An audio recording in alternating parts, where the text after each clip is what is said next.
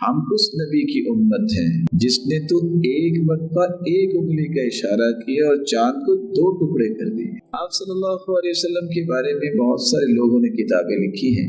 शायद के आप में से भी ऐसे पढ़े लिखे लोग जरूर मौजूद होंगे कि जिन्होंने मोहम्मद साहिब इस नाम की किताब के बारे में सुना हो या पढ़ा हो कि एक शख्स हिंदुस्तान से चला था और इस फिक्र में चला था कि वो भी देख रहा था अपने छत पे बैठ गए कि अचानक चांद 2 टुकड़े हो गए। तो वो अपनी इस दास्तान को लिखते लिखते फिर वो अर्ज़े हिजाज में पहुंचा।